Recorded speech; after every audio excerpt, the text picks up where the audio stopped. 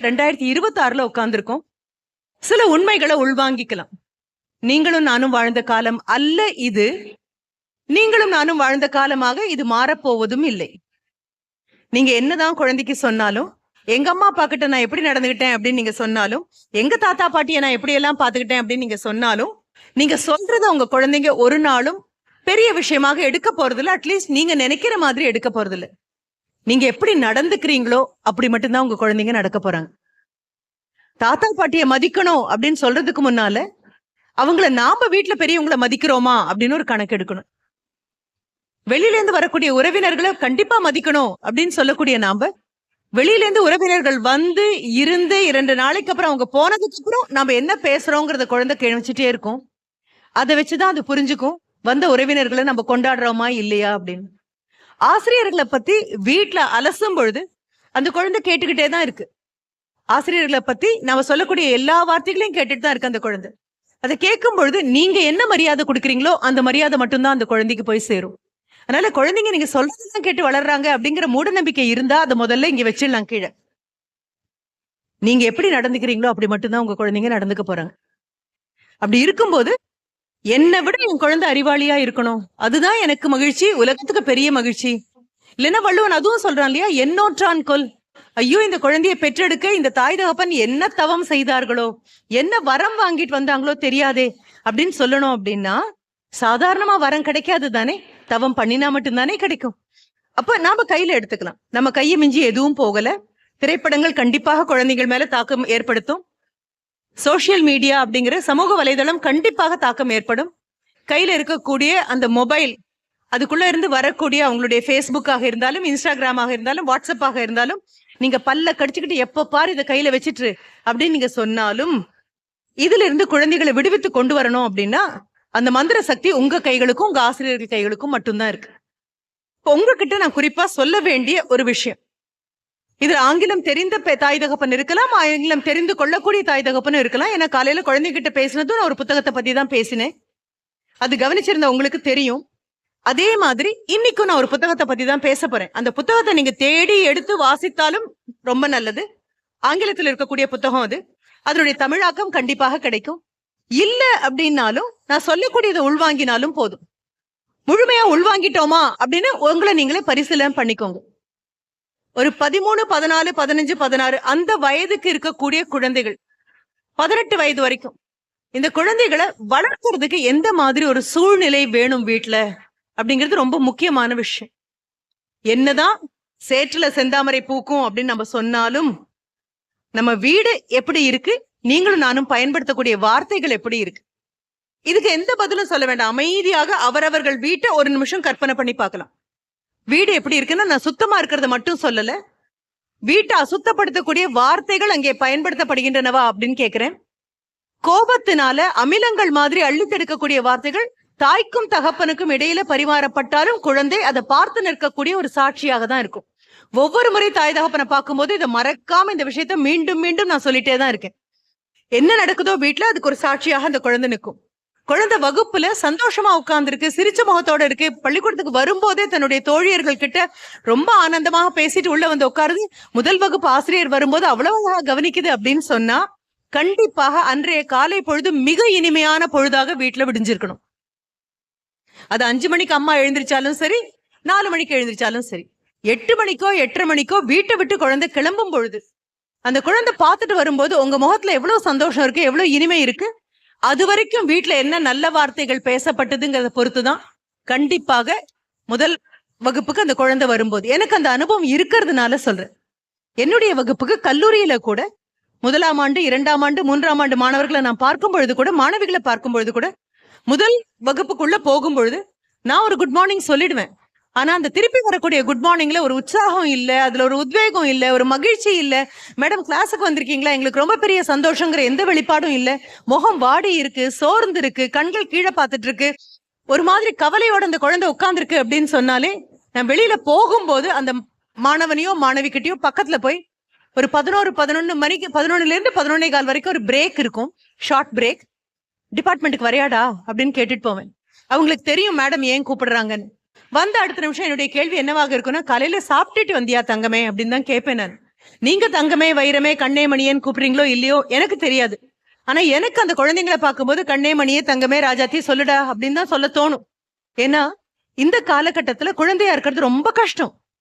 குழந்தையா இருக்கிறதும் இந்த நெருக்கடிகளுக்கு நடுவுல தடம் புரளாம இருக்கிறதும், வீட்டுல இருந்து கிளம்பி பள்ளிக்கூடம் வரதும், பள்ளிக்கூடம் வந்து படிக்கிறதும், படிச்சதை உள்வாங்கிறதும், வாங்கி அதற்கப்புறம் தேர்வு வந்தோடனே அதை எழுதுறதும், அதுல மதிப்பெண்கள் வாங்குறதும், இன்னைக்கு நீங்க ஆசிரியர்களை பார்க்க வரும்போது தலையை குனிஞ்சிட்டு வருத்தப்படக்கூடிய சூழ்நிலையில உங்களை நிறுத்தாம கர்வத்தோட பெருமையோட என் குழந்தை வாங்கியிருக்கா மதிப்பெண், இன்னும் படிச்சா இன்னும் மேல வந்துருவா அப்படின்னு சொல்ற மரியாதை உங்களுக்கு கொடுக்கறது அப்படிங்கிறது 2026ல ரொம்ப கடினமான வேலை. மிக மிக கடினமான விஷயம். வீட்டுல இருந்து குழந்தைங்க கிளம்பி இங்க வந்துடுறாங்க. இங்க வர வழியில இருக்கக்கூடிய தாக்கம், வீட்டுல இருந்து நீங்க இருக்கக்கூடிய தாக்கம் ரொம்ப கடினமான ஒன்றாக இருக்கும். நான் குழந்தைங்க கிட்ட எப்பவுமே சொல்லக்கூடிய ஒரு சின்ன விஷயத்த சொல்லிட்டு அந்த புத்தகத்துக்குள்ள நான் போறேன். வீட்டுக்குள்ள எப்படிப்பட்ட சூழ்நிலையை நீங்க உருவாக்க முயற்சி பண்ணணும் அப்படின்னு. இல்ல மேடம், எங்க வீட்டுல அப்படிப்பட்ட சூழல் தான் இருக்கா, மிக்க நன்றி, வேற ஒண்ணுமே வேண்டாம், அது மட்டும்தான் வேணும், தொடர்ந்து அந்த மாதிரி இனிமையான சூழலையே வைங்க. கேட்கலாம், எப்பவும் இனிமையான சூழலே இருக்குமா? கோபம் வராம இருக்க முடியுமா? கத்தாம இருக்க முடியுமா? முடியும். முயற்சி பண்ணா முடியும். ஆனா முயற்சி பண்ண முடியுமா அப்படிங்கறது தான் பெரிய சந்தேகம். உண்மையாகவே மனதுல இல்லப்பா என் குழந்தை கத்தாம இருக்கணும், என் குழந்தை கோபப்படாம இருக்கணும், சீறி சீறி விழாம இருக்கணும், சாப்பிட மாட்டேன்னு சொல்லாம இருக்கணும், கதவை போய் அரைஞ்சுக்கு சாத்தாம இருக்கணும், ஏதாவது பண்ணிடுமோ அப்படிங்கிற அச்சம் எனக்கு தராம இருக்கணும் அப்படின்னா வீட்டு சூழல் அப்படிதான் இருக்கும். நான் குழந்தைங்க கிட்ட சொல்றது உங்ககிட்ட சொல்றேன். இங்க நிக்கக்கூடிய மரங்களை பத்தி எப்பவுமே நான் குழந்தைங்க கிட்ட சொல்வேன். அந்த குழந்தைங்களுடைய நட்பு எப்படி இருக்கும் அப்படின்னு மரத்தை பார்த்து படி அப்படின்னு சொல்வேன். நான் உங்ககிட்ட இப்ப சொல்றேன், நீங்க வெளியில பார்க்கக்கூடிய இந்த மரம் இப்ப இலையை உதிர்க்க ஆரம்பிச்சாச்சு. இலையை உதிர்க்க ஆரம்பிச்சு கண்டிப்பா ஒரு மார்ச் மாசம் வரும்போது மெல்ல மெல்ல துளிர்க்க ஆரம்பிக்கும்.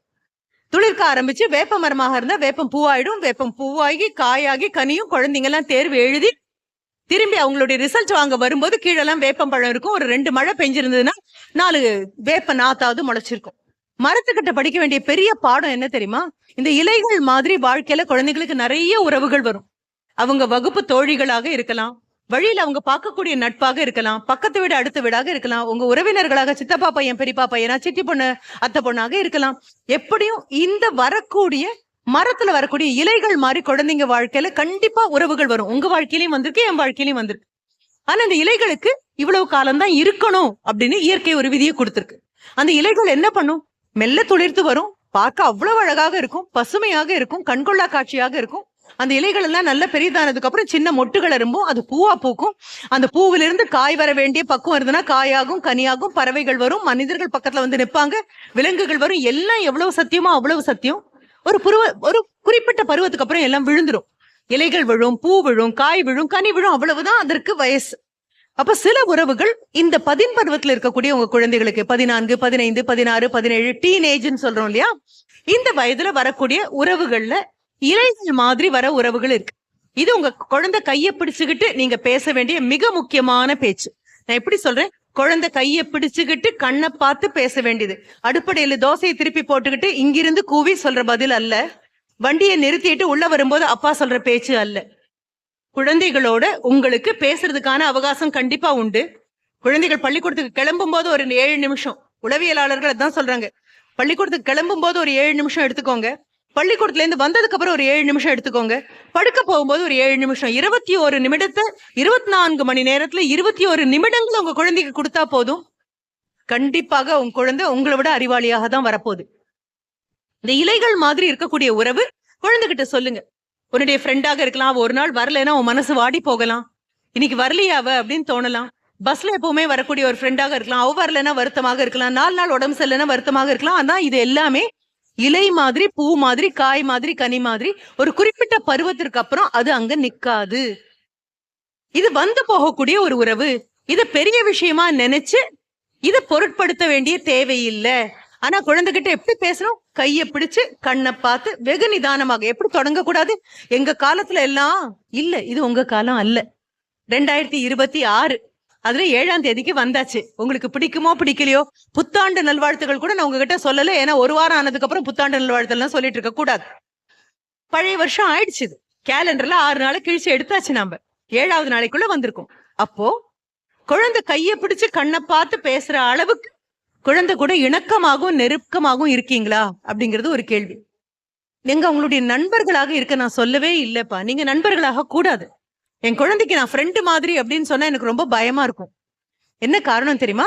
வாழ்க்கையில ஆயிரக்கணக்கான நண்பர்கள் குழந்தைக்கு கிடைப்பாங்க. அம்மா அப்பா ஒரு தடவை தான் கிடைப்பாங்க. அதனால நீங்க அம்மா தான், நீங்க அப்பா தான். நட்போட இருக்கிறது வேற, நண்பர்களாக இருக்கிறது வேற. நட்போட இருக்கிறது அப்படின்னு சொன்னா தன்னுடைய பலத்தையும் பலவீனத்தையும் கோபத்தையும் அச்சத்தையும் உங்க தோல்ல சாஞ்சு உங்க குழந்தையால சொல்ல முடியுமே, ஆனால் நட்போட இருக்கீங்கன்னு அர்த்தம். நண்பனாக மாறிட்டீங்க அப்படின்னா நீங்க சொல்ற எதையுமே உங்க குழந்தை கேட்க வேண்டியது இல்ல, உங்களுக்கு மரியாதை கொடுக்க வேண்டியது இல்ல. தாய் தகப்பனுக்கு என்ன மாதிரி ஒரு மரியாதை கொடுக்கணும்னு கூட அந்த குழந்தை நினைக்க வேண்டிய அவசியம். நீங்க தான் நண்பன் தானே. நண்பனாக இருக்க சொல்லவே இல்லை, நட்போட இருக்கலாம். குழந்தை கையை பிடிச்சு கண்ணை பார்த்து உங்களால இலைகள் மாதிரி உதிர்ந்து போகக்கூடிய அந்த பருவத்தில் மட்டும் தோன்றக்கூடிய நட்புன்னு ஒண்ணு வாழ்க்கையில வரும். அந்த நட்பு பெரிய விஷயமா எடுக்க வேண்டாம். அந்த நட்பு இருக்கும்போது நல்லது, ஆரோக்கியமா இருக்கும்போது நல்லது. அது போன பின்பு வருத்தப்பட வேண்டிய தேவையில்லை. 10ஆம் வகுப்பில் ஒரு நட்பு வந்து உதிர்ந்து போச்சு அப்படின்னா கவலைப்பட வேண்டாம். 11ஆம் வகுப்பில் மறுபடியும் இந்த மரம் துளிர்க்கிற மாதிரி துளிர்க்கும். 12ஆம் வகுப்பில் புதிய நட்பு கண்டிப்பாக கிடைக்கும். அதற்கப்புறம் வாழ்க்கை பூரா இந்த நட்பு வருவதும் போவதுமாக இருக்கக்கூடிய நட்புன்னு ஒண்ணு இருக்கு. அதை நீ பெரிய விஷயமா எடுத்து கவலைப்படக்கூடாது. அதற்காக அதிக நேரம் நீ தர வேண்டிய தேவையில்லை அம்மா அப்படின்னு கையை பிடிச்சு கண்ணை பார்த்து நிதானமா சொல்லக்கூடிய பக்குவம் உங்களுக்கு வந்தாச்சான்னு பாருங்க. அடுத்தது, இதே மரத்துல இலைகள் மட்டும் அல்ல, ஒரு நிமிஷம்,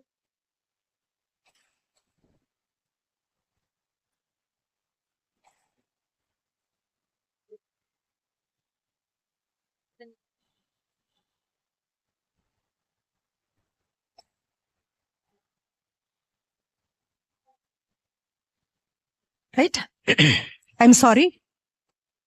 இலைகள் மட்டும் அல்ல, இந்த மரத்துல கிளைகளும் கொப்புகளும் இருக்கு. கொப்புனா என்னன்னு தெரியுமா உங்களுக்கு? ஆங்கிலத்துல ட்விக்ஸ் அப்படின்னு சொல்லுவோம். சின்ன சின்ன கிளைகள் மாதிரி இருக்கும், பெரிய கிளை கிடையாது. இது இலை உதற மாதிரி எல்லாம் உதிராது. ஆனா ஒரு 4 வருஷம் 5 வருஷம் பெரிய மழை வருது, ரொம்ப பனி எல்லாம் வருது அப்படின்னா இது கிளையும் கொப்பும் உடைஞ்சு விழும். உங்க வீட்டு வாசல்ல இருக்கக்கூடிய வேப்ப மரத்துல அதனுடைய கிளையில நீங்க ஊஞ்சல் கட்டி கூட உங்க குழந்தை ஒரு நாளைக்கு விளையாடி இருக்கும். வீட்டுக்குள்ள நீங்க எல்லாம் உட்கார்ந்து இருக்கும்போது திடீர்னு சட சடன்னு சத்தம் கேட்கும், வெளியில போய் பாத்தீங்கன்னா அந்த கொம்பு விழுந்திருக்கும். இந்த மாதிரி சில உறவுகள் வாழ்க்கையில வரும். நிரந்தரமா நம்ம கூட இருக்கும், கண்டிப்பா இருக்கும். உறவு முறைகள்ல வரக்கூடியதாக இருக்கும். சித்தப்பாவா இருக்கும், பெரியப்பாவாக இருக்கும். உறவு முறைகள் கண்டிப்பாக இந்த கிளைகள் மாதிரி வரும். ஆனா நம்ம உறுதியானது அப்படின்னு நினைப்போம், உறுதி இல்லாம அது உடைஞ்சு விழலாம். ஆனா இந்த மரம் விழாம இருக்கிறதுக்கு ஒரு காரணம் இருக்கு. அது இலை அல்ல, காய் அல்ல, கனி அல்ல, கிளைகள் அல்ல, கொப்புகள் அல்ல. அடுத்த முறையும் மீண்டும் இந்த மரம் துளிர்க்கணும்னா ஒரே ஒரு விஷயம் தான் ஒழுங்கா இருக்கணும். என்ன தெரியுமா? அதனுடைய வேர்கள் ஒழுங்காக இருக்கும். அந்த வேர்கள் மாதிரி இருக்கிறது தாய் தகப்பனும் ஆசிரியர்கள். உங்களுக்காக ஒரு தடவை கை தட்டுறீங்களா? இவ்வளவு கூச்சப்படுறீங்க, ரைட்? குழந்தைகிட்ட இதை சொல்லணும், நிதானமா சொல்லணும். நிரந்தரமான உறவு இது, இதை பிடிச்சுக்கிட்டு ஊஞ்சல் கட்டி ஆடலாம்னு நினைச்சது எவ்வளவு சத்தியமோ அவ்வளவு சத்தியம்.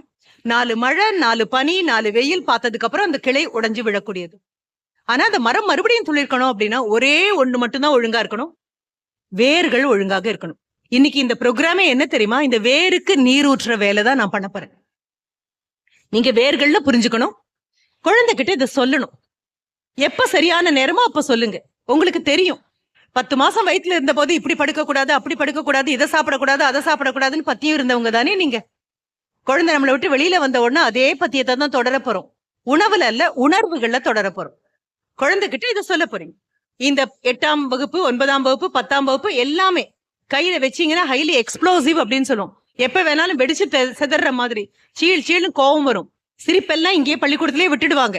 செருப்பை கழட்டிட்டு வீட்டுக்குள்ள வரும்போது காதுலையும் மூக்குலையும் புகையா வர மாதிரி வருவாங்க. பசிக்குது போல இருக்கு அப்படின்னு வேண்டியதை வாங்கி கொடுத்தீங்கன்னா பசிச்சு முடிச்சு சாப்பிட்டதுக்கு அப்புறமும் கோவப்படுவாங்க. எங்கெங்கயோ இருக்கக்கூடியதெல்லாம் அவங்க மேல காமிப்பாங்க. இப்ப இதை புரிஞ்சிட்டீங்கன்னா அடுத்தது இன்னொன்னையும் புரிஞ்சுக்கணும். நீங்களும் நானும் வாழ்ந்த காலகட்டம் அல்ல இதுன்னு புரிஞ்சுக்கணும்.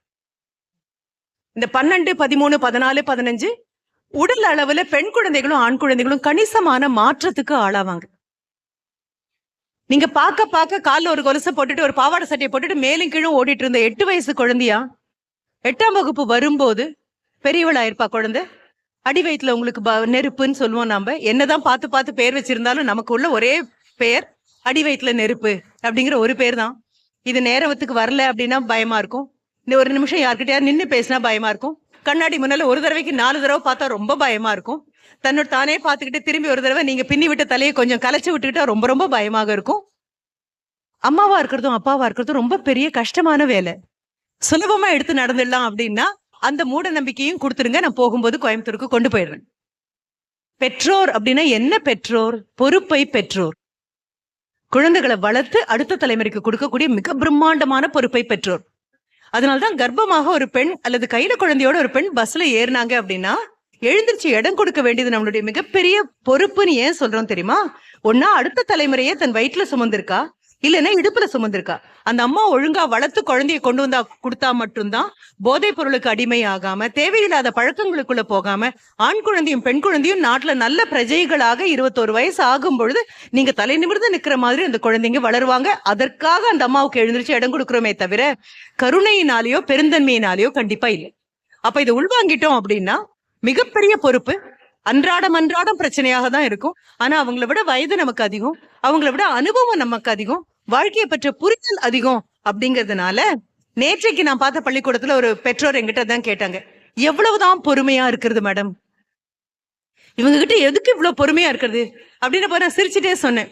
எவ்வளவு பொறுமையா இருந்தீங்கன்னு. இல்ல எவ்வளவு பொறுமையா இருக்கிறது, கோபம் வரக்கூடாதுன்னு பார்த்தா வந்துருது மேடம். இப்ப நான் சொன்னேன், நீங்க இன்னும் பொறுமையா இருக்கவே தொடங்கலையே அம்மா. ஏன்னா பொறுமையா இருக்கிறவங்க எவ்வளவுதான் பொறுமையா இருக்கிறது அப்படின்னு கேட்க மாட்டாங்க. ஏன்னா எவ்வளவுதான் பொறுமையா இருந்தாலும் இன்னும் பொறுமை போதல அப்படின்னு தான் அர்த்தம். அப்ப இன்னும் பொறுமையாவே இருக்க ஆரம்பிக்கல. உங்களுடைய பக்குவம் இருக்கு, பொறுப்பு இருக்கு, வயது இருக்கு, அனுபவம் இருக்கு. இது எதுவுமே இல்லாத குழந்தைங்க. சமுதாயத்தினுடைய மிகப்பெரிய தாக்கம் இந்த குழந்தைங்க கிட்ட இருக்கு. நீங்களும் நானும் கைய உதறிட்டோன்னு வைங்களேன், உதறின கைய பிடிச்சுக்கிறதுக்கு உலகத்துல 1000 பேர் காத்துட்டு இருக்காங்க. என்ன இந்த பொறுப்பு? கொஞ்சம் கூட எனக்கு பிடிக்கலன்னு கையும் உதறிட்டீங்கன்னு வைங்க, உதற கையை திரும்புறதுக்குள்ள அந்த கையை இறுக்கி பிடிக்கிறதுக்கு போதுமான அளவு ஊடகங்கள்ல ஆட்கள் இருக்காங்க, மொபைல்ல போதுமான அளவு ஆட்கள் இருக்காங்க. அப்ப ஒரு கையை பிடிச்சா போதாது, 2 கையும் சேர்த்து பிடிக்கணும். என்ன காரணம்? இது வாராது போல் வந்த மாமணி, வரமாக தவம் செஞ்சு வந்த குழந்தை. இப்ப வீட்டுல இருக்கக்கூடிய சூழலை எப்படி மாத்துறதுப்பா? மாத்திதானே ஆகணும். வீட்டுல எப்பவுமே சண்டை இருக்கு, சச்சரவு இருக்கு, கோபம் இருக்கு, தாபம் இருக்கு. என்னுடைய பேரன் கிட்ட ஒரு தடவை நான், என்னுடைய மகனும் மருமகளும் பேரனும் எல்லாரும் சென்னையில் இருக்காங்க. போன போது ஏதோ அவங்க 2 பேருக்கும் சின்ன கோபம் வந்தது. குறிப்பிட்ட நேரத்துல கிளம்பணும், கிளம்பல, கொஞ்சம் காலதாமதம் ஆனதுனால 2 பேருக்கும் கோபம் வந்தது. கோபம் வந்தா எப்படி இருக்கும் தெரியும். உண்மையாகவே வயதுல பெரியவர்கள் அந்த இடத்தை விட்டு நகரணும். பாஞ்சு போய் அட்வைஸ் கொடுக்க நிக்க கூடாது. ஏன்னா அவங்க எல்லாமே பெரியவங்க தான், தங்க கோபத்தை தாங்களே தீர்க்க தெரியும் அவங்களுக்கு. பேரனை கூட்டிட்டு நான் நகர்ந்து வந்து சரி கோவிலுக்கு போறோம். கோவிலுக்கு போகும்போது மகனும் மருமகளும் அவங்க 2 பேரும் ரொம்ப சந்தோஷமா எதையோ பேசிட்டு சிரிச்சுக்கிட்டே முன்னால போறாங்க. என் பேரங்கிட்ட அவங்கிட்ட அது மட்டும் தான் நான் சொன்னேன், 10 நிமிஷத்துக்கு முன்னால கோவமா இருக்கிற அப்பா அம்மாவை பார்த்ததோட நிறுத்திடாதே. 10 நிமிஷம் முடிஞ்சு எந்த விதமான பிரச்சனையும் இல்லாம 2 பேரும் சிரிச்சுக்கிட்டு எதையோ சொல்லி சிரிச்சுக்கிட்டு முன்னால போறாங்க இல்லையா, இந்த காட்சியும் தயவு செஞ்சு மறக்காம பாரு. ஏன்னா அம்மா அப்பாக்குள்ள கோவத்தை மட்டும் பார்த்துட்டு அப்படியே பள்ளிக்கூடத்துக்கு போய் எப்பவுமே கோவமா இருப்பாங்கன்னு நினைக்காதே. உலகத்துல மிக அழகான நட்புன்னு ஒண்ணு இருக்குமே, ஆனால் உங்க அம்மாவுக்கும் அப்பாவுக்கும் இருக்கக்கூடிய நட்பு தான்.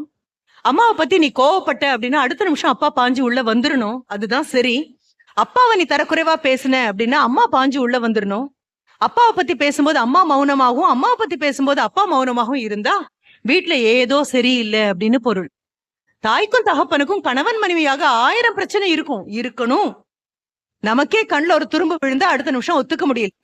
இல்ல வயிற்றுல ஒரு குழந்தை அப்படின்னா முதல் வருது, எல்லா கஷ்டங்களும் நமக்கு வருது. குழந்தையை நாமளே ஏற்றுக்கொள்ள முடியல அப்படிங்கும் பொழுது கண்டிப்பாக இன்னொரு நபரோட வாழ்க்கையை நடத்துறோம் அப்படின்னா ரொம்ப பெரிய விஷயம் தான் அது. ஆனா குழந்தைங்க எதை மட்டும் தான் காட்சியா பார்த்துட்டு பள்ளிக்கூடத்துக்கு வருது, தாய் தகப்பனுடைய சண்டையை பார்த்துட்டு வருது. வந்ததுக்கு அப்புறம் அவங்க நினைக்கிறது எப்ப பாரு எங்க அம்மாவுக்கும் அப்பாவுக்கும் சண்டை தான். என்னுடைய பேரன்கிட்ட நான் சொன்னதுதான், இந்த காட்சியும் மறக்காம பாரு. அவங்க 2 பேரும் they are such great friends. ஒருத்தர் ஒரு நாள் கொடுக்க மாட்டாங்க. ஆனா சில நேரங்கள்ல சில சமயம் இந்த கோபம் வருது எவ்வளவு சத்தியமோ அவ்வளவு சத்தியம். எண்ணி 10வது நிமிடத்துக்குள்ள இந்த கோபம் தணிஞ்சு போறதும், கோபம் இருந்த இடத்துல மீண்டும் நட்பு வரதும். உங்க அப்பாவுக்கு ஏதாவது குழப்பம்னா உங்க அம்மா தான் முதல்ல வந்து பக்கத்துல நிக்க போறாங்க. படித்த பெண்மணியாக அதை தீர்த்து வைக்கிற பெரிய பொறுப்பு அவங்க எடுக்கிறாங்க. அதே மாதிரி அம்மாவுக்கு ஏதாவது பிரச்சனைனா அப்பா பக்கத்துல வந்து நிப்பாரு. நீ 3வது நபர் மட்டும்தான் புரிஞ்சுக்கோ. நீ இந்த வீட்டை விட்டு வாழ்க்கையில பெரிய நபராகி வீட்டை விட்டு வெளியில போனா அதுக்கப்புறமும் தாயும் தகப்பனும் அந்த கூட்டுல தான் இருக்க போறாங்க. பெரும்பாலும் அவங்க 2 பேருக்குள்ள சண்டை வரதே நீ வந்தா மட்டும்தான் அப்படின்னு சொன்னேன். ஏன்னா நம்ம குழந்தை இப்படி நடந்து போச்சு அப்படின்னா அது வரைக்கும் சாதாரணமா இருப்போம். அது நடந்து போன அடுத்த நிமிஷம் நம்ம 2 பேருக்குள்ள சண்டை வந்துடும். ஒன்னா அது போட்டுட்டு இருக்கிற உடை, இல்லைன்னா காலை தேய்ச்சி இது நடந்த நடை, இல்லைன்னா அது பாடின பாட்டு, ஏதோ ஒன்ன பார்த்தோன்னா அப்பா வளர்த்த விதம் சரியில்லைன்னு அம்மாவும், அம்மா வளர்த்த விதம் சரியில்லைன்னு அப்பாவும் சொல்ல போறோம். ஆனா நம்ம 2 பேரும் சேர்ந்து வளர்க்கணும் இல்லையா? இப்ப குடும்பத்துல என்ன சூழலை கொண்டு வர முயற்சி பண்ண போறோம்? போன உடனே சூப்பந்திரக்காளி அப்படின்னு எதுவும் மாறப்போறது இல்ல அம்மா, அது சத்தியம். சொல்லிட்டேன் அடப்பாங்கப்பா இன்னைக்கு வீட்டுக்கு போன அடுத்த நிமிஷம் குடும்பம் எப்படி இல்ல, அதெல்லாம் பொய்ன்னு நமக்கு தெரியும். ஆனா நம்ம முயற்சி பண்றோம். நம்ம குழந்தை வாழ்ந்து பெரிய நபரா வந்து பள்ளிக்கூடத்துல இருந்து கல்லூரிக்கு போய் பல்கலைக்கழகத்துக்கு போய் எல்லா பட்டங்களும் வாங்கி